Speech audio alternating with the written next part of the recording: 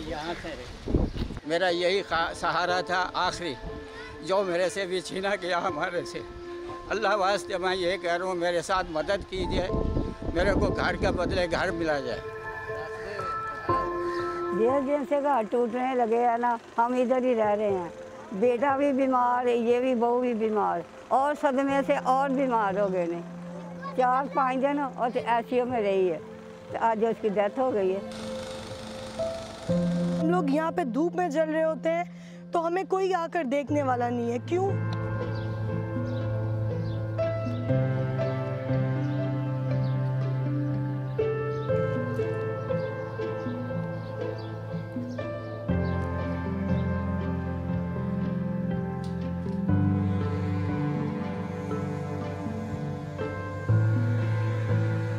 कोई एक मुश्किलात का नहीं हुआ, मेरे भाई हज़ारों मुश्किलात का हो गया। घर का मेरा पूरा घर इसी से चलता था। मेरे शोहर तो बाईपास के मरीज़ हैं, बच्चे मेरे सब पढ़ रहे हैं, कोई कमाने के काबिल नहीं है।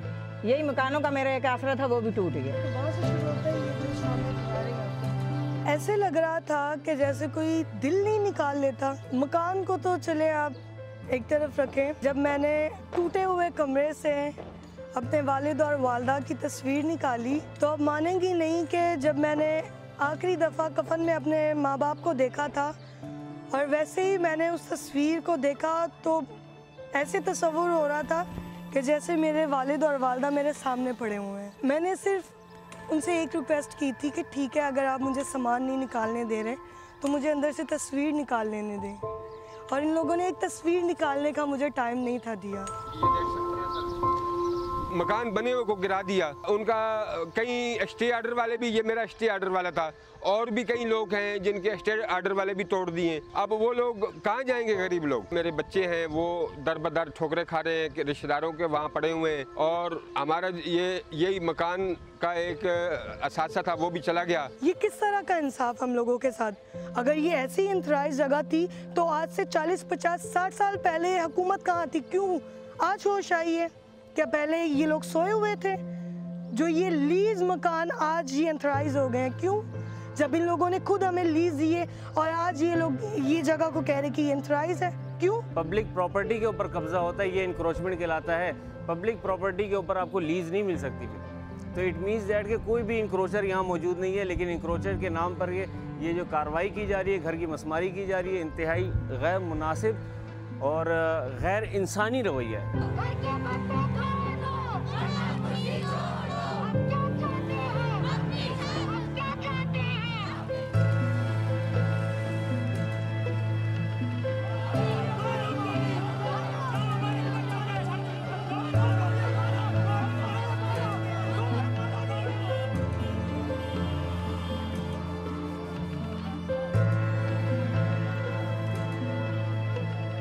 कुछ भी नहीं मिला, कुछ भी नहीं मिला। आईडी की तस्वीरें लेके गए, कह रहे हैं मिल जाएगा, अभी तक कुछ भी नहीं मिला। ये हमारे 90,000 के घर नहीं है जो इन्होंने ये मसमार किए हुए हैं। ये हमारे आज 90,000 में एक वॉशरूम नहीं बनता, और हमें ऐसा 90,000 चाहिए भी नहीं। हमें हमारे घर के बदले घर चाहिए। जैसे यहाँ पे हमारे स्कूल्स हैं, कॉलेजेस हैं, हॉस्पिटल्स हैं, जितनी हमें फैसिलिटीज यहाँ पर प्रोवाइड थी, हमें ये सब कुछ चाहिए। हमें गैस, बिजली, पानी सब कुछ चाहिए। देखिए हमारे यहाँ, मैंने आपसे पहले जिक्र किया, एक माफियाज है जो ये काम करती है। नालों पे जो है क्या नाम कहते हैं, कब्जा करवाती है, लीज लेती है। गुजर नाला देखें, औरंगी नाला देखें, 200 मकानात है। 200 मकानात में आपको 4 मकानात की लीज मिलेगी। 190, 196 प्लाट जो है मकानात, उनकी लीज नहीं होगी। वो जो 4 या 5 या 6 लीजें होंगी वो भी मशकूक होंगी। अगर मशकूक नहीं होंगी तो आज से 40 साल पहले, 45 साल पहले दी गई हैं, जिसका कोई रिकॉर्ड वहाँ पर भी नहीं है। सेकंड ये कि या वो अफसर का इंतकाल हो गया है, या वो अफसर जो है वो रिटायर्ड हो गया। 4,000, 5,000 लोगों को हटाकर 3.5 करोड़ की आबादी को अगर सेव किया जाए तो ये सौदा जो है मेरे हिसाब से जो है वो महंगा नहीं है।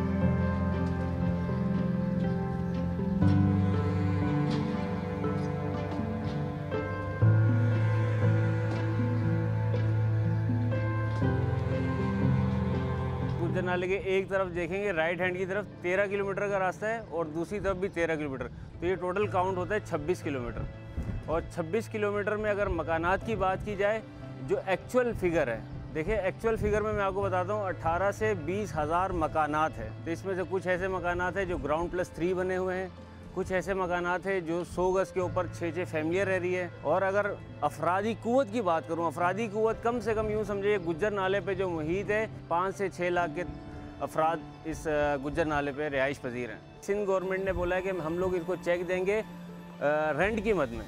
रेंट की मद वाला चेक कंपनसेशन में क्यों दिया जा रहा है? कल कहाँ पे क्लेम करेंगे कि मुझे उसका मुतबादिल दो, तो कोर्ट वाला तो बोल देगा आपको कंपनसेशन मिल चुका है 90,000 की मद में। कराची के अंदर कौन सी रियासत है जो 90,000 रुपये का आपको 2 कमरे या 1 कमरे का सिंगल कमरे का मकान दिला सके? ये सरासर ज़्यादती और जुल्म हो रहा है हमारे साथ।